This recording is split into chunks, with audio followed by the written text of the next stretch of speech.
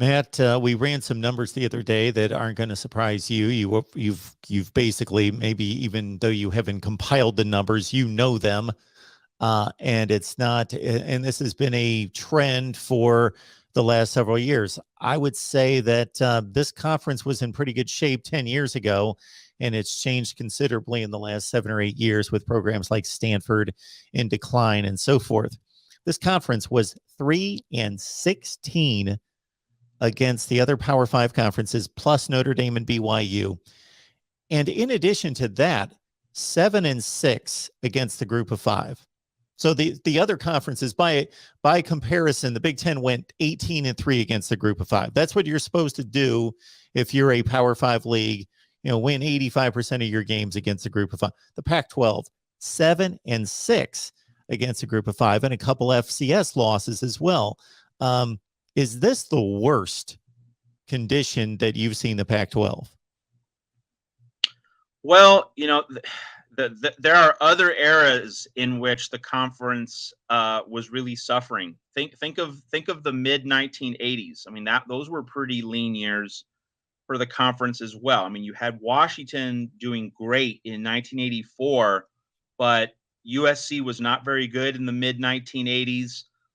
You did have UCLA under Terry Donahue, but in terms of like the depth of the conference, those were lean times for the Pac. And then, after Don James had his downfall at Washington with that particular scandal, you got into a mid 1990s period where USC again wasn't especially good. In the second iteration of John Robinson's tenure there. Then moving into the Paul Hackett years, and Oregon hadn't really taken off. I mean, the team did make that one Rose Bowl under Rich Brooks, going up against Penn State and Kajana Carter and Kerry Collins. But with Washington's decline after Don James left, so the '90s were a fairly rough scene for the Pac-12. So this is down there. This is definitely down there, and the fact that you have a 5-year playoff drought since Washington in 2016. Yeah, I mean it's been one of the more, let's put it this way, it's been one of the more prolonged struggles for the conference, because even in those other periods that I've mentioned, the mid 1980s, you had Washington, being finishing number 2 right behind BYU, and many people obviously think Washington would have beaten BYU had those two teams met in a bowl game in that 1984 season. You had Arizona State, the Jake Plummer team, in 1996 came within an eyelash of winning the national title, since number 3 Florida beat number 1 Florida State in that Sugar Bowl. So if ASU stops Ohio State in the final minute, Sun Devils would have given the Pac-10, now Pac-12, a national title. So you did have an occasional team, even in the midst of those generally lean times, that was able to rise up to the top of the heap on a national level. But here in the past 5 years, we've had nothing. We've had nothing since Washington in 2016. So it's definitely a low point. But now what do we have? We have Lincoln Riley raising the bar for everyone else. And, I, as a segue, and you might see the bags under my eyes. Why are they so large? Well, I cover tennis, and I was up watching that Nadal-Medvedev match early Sunday morning. It lasted 5.5 hours. So I got practically zero sleep.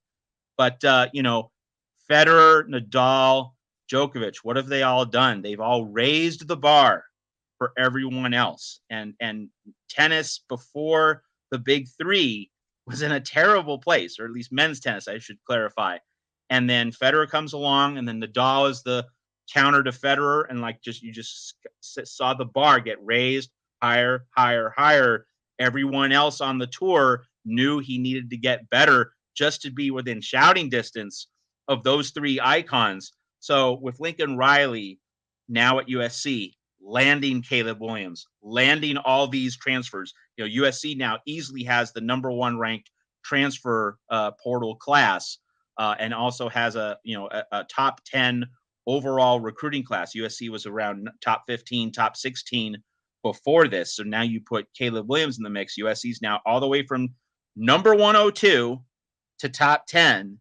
And just imagine what Lincoln Riley's going to do when he, enters the next offseason, the next transfer portal phase in January 2023, February 2023. He's just going to keep raising that bar higher and higher. And Oregon and Washington and Stanford, they're all going to have to step up their game.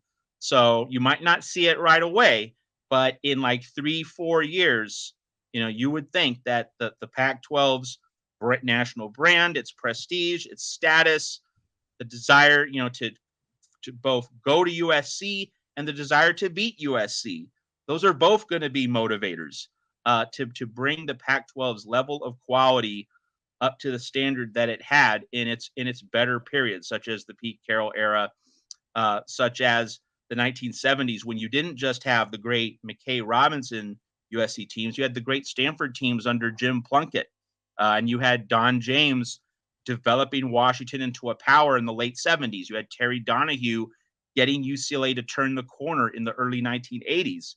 So, you're going to get a raised standard in the Pac-12. And, USC with Clay Helton, a mediocrity leading that program, there was no raising of the bar, right? And so Mario Cristobal was able to fill that void, but like he didn't knock it out of the park. He did well.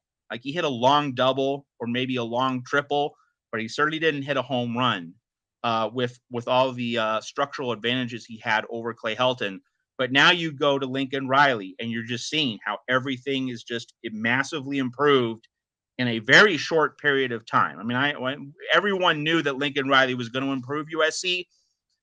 Were we absolutely 100% sure though that it was going to be this rapid, this complete in terms of transfer portal acquisitions and remaking the roster, which is something Lincoln Riley said he wanted to do? I mean, Lincoln Riley was really ambitious in saying, he wanted to turn over 35 roster spots.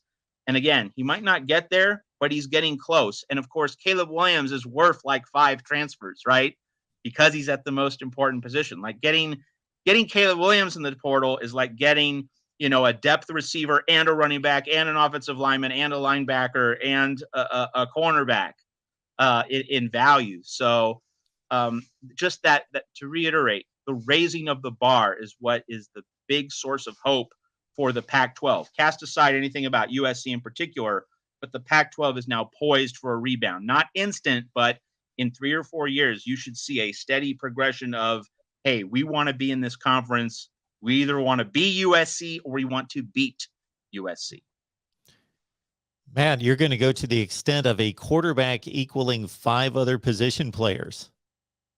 Well, when it's a quarterback as good as Caleb Williams, I think you can reasonably make that assumption. Now, if you were to say, a backup quarterback, I mean, or a more modest quarterback like a Bo Nix, like, you of course wouldn't even begin to get close to that. But yeah, I mean, Caleb Williams with the value and the upside that he has, he certainly has a remarkable amount of value. And unless you're talking about the best of the best transfers at other positions, like I would say that, the value of Caleb Williams is worth the value of multiple other transfers. Maybe not 5, but certainly at least 3, I would say. Okay. So you're talking about guys that are available in the portal. Okay. That I would.